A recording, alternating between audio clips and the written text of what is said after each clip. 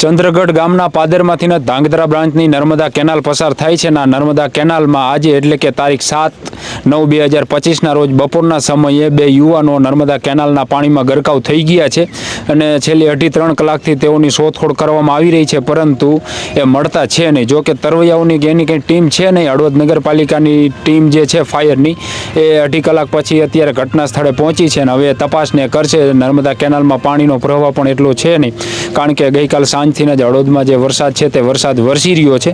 પોલીસના જવાનો પણ અત્યારે ઘટના સ્થળે પહોંચ્યા છે. તેની સાથે 108ની ટીમ પણ ઘટના સ્થળે પહોંચી છે અને નસવાડી જિલ્લાના બંને યુવાનો હોય એવી જાણકારી મળી રહી છે. અને અહીંયા ચંદ્રગઢ ગામના જે ખેડૂતની વાડી ભાગમાં રાખીને મજૂરી કામ કરતા હતા અને આજે બપોરના સમયે બાઇક લઈને કેનાલ કાંઠેથી નીકળ્યા હતા અને આજુબાજુમાં જે કંઈ ખેડૂતો છે એમાંના એક વ્યક્તિ છે એમના જોયા મુજબ એવું કહી રહ્યા છે કે એક યુવાન કેનાલમાં પાણી પીવા ઉતરો ને ડૂબ્યો, એટલે એને બચાવવા જતા બીજો યુવાન પણ ડૂબ્યો છે. એટલે આ બંને યુવાનો છે એ ડૂબ્યા છે અને આ બંને યુવાનો મામા ફઈના થતા હોય એવી જાણકારી મળી રહી છે.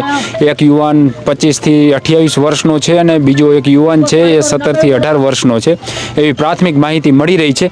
નજરે જે જોનાર વ્યક્તિ છે એ આપણી સાથે છે, એમની સાથે પણ થોડીક વાત કરી. શું તમારું નામ? પંકજભાઈ. ઓલા વાડીવાળાને બોલાવો. પંકજભાઈ, કેટલા વાગ્યાને શું બન્યું હતું? 1 વાગે અહીંયા જોવા જો દુકાને જ હતો, ત્યાં એક કેનાલ મેં પડ્યો તો એને કાઢવા ગયો. એ કાઢવા ગયો ને એટલે ઓલો હોય એની હારે વહી ગયો. એની હારે વહી ગયો. હા. એક અશ્વિનભાઈ રાઠવા છે, ઉંમર વર્ષ 28, બીજો હિતેશભાઈ રાઠવા છે, ઉંમર વર્ષ 18. આ બંને મામા ફૂઈના થાય છે. ચંદ્રગઢ ગામે આજે આ ઘટના બની છે. કાંતિલાલ મીઠાભાઈ દલવાડી છે, આ એની વાડી જે છે અશ્વિનભાઈ હિતેશભાઈને રાખતા હતા અને આ ઘટના જે છે આખી બની છે. વાડી માલિક જે છે એ પણ અહીં છે, આપણે એમની સાથે પણ થોડીક વાત કરી. કાંતિલાલના દીકરા છો તમે? ના, હું જ કાંતિલાલ. તમે જ કાંતિલાલ. કેટલો ટાઈમથી તમારી વાડીએ હતા અને શું નામ છે આ બેયનું?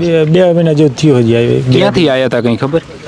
એ તો કંઈક બીજે મજૂરી કરવા રહ્યા ત્યાંથી પાછી ભાગમાં રાખ્યા યાર. તમારી વાડી શું વાવ્યું હતું? કપાસ છે બધા. કપાસ. એટલે આજ શું બન્યું હતું? કારણ કે તમારી વાડી આ બાજુ જ છે કેનાલ કાંઠે કે થોડી અંદર? થોડી અંદર છે વાડી. તો પછી આજ શું બન્યું હતું એમ કંઈ ખબર? કંઈ ખબર નથી. સવારે કંઈક વાડીએ 2-3 દિવસ ત્યાં લાઇટ નથી એટલે ફોન ચાર્જિંગ કરવા માટે ઘરે આવ્યા હતા મૂકવા હોત. પછી કે પાછું વાડીએ જવાનું એટલે કે વાડીએ બીજી વાડીએ કાંઈ નજીક વાડી હતી ત્યાં ફોન ચાર્જિંગ મેળવા આવ્યા છે.